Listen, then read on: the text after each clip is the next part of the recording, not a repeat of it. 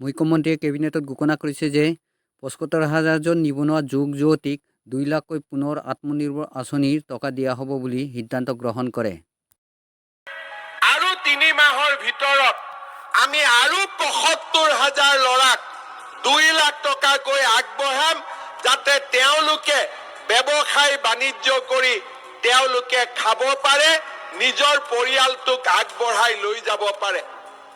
১.৫ লাখ চাকৰি, ২ লাখ ল'ৰা ছোৱালীক আত্মনিৰ্ভৰ অসম আঁচনিৰ জৰিয়তে অনুমোদন আৰু কেন্দ্ৰীয় চৰকাৰৰ বিভিন্ন পদত নিযুক্তি। যোৱা ৩টা বছৰ আৰু আহিবলগীয়া ১.৫টা বছৰত আমাৰ অসমত ৫ লাখ ল'ৰা ছোৱালীয়ে কৰ্মসংস্থাপন লাভ কৰিব।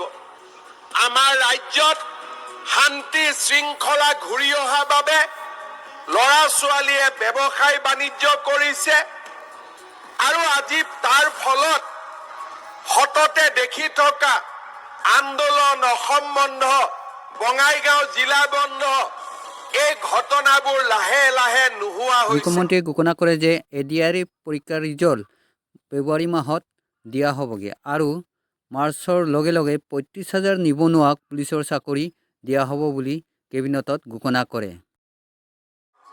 ফেব্ৰুৱাৰী মাহত এডিআৰই পৰীক্ষাৰ ৰিজাল্ট দিব। মাৰ্চত লগে লগে পুলিচ আৰু নতুন চাকৰি ৩৫,০০০ৰ আৰু এডভাৰটাইজ আমি লগে লগে উলিয়াই দিম।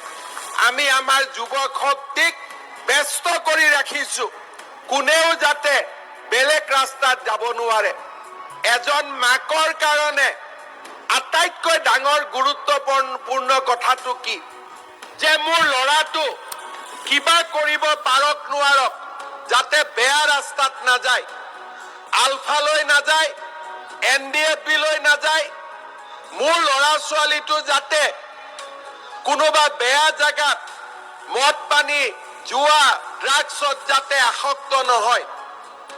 মই মুখ্যমন্ত্ৰী হোৱাৰ দিনাখন মনত সংকল্প লৈছিলো, মোৰ দিনত মই কিবা কৰিব নোৱাৰিলেও এটা অন্তত কৰি থৈ যাম, অসমত যাতে চাকৰি নামত কোনেও ১ টকাও খাব নোৱাৰে।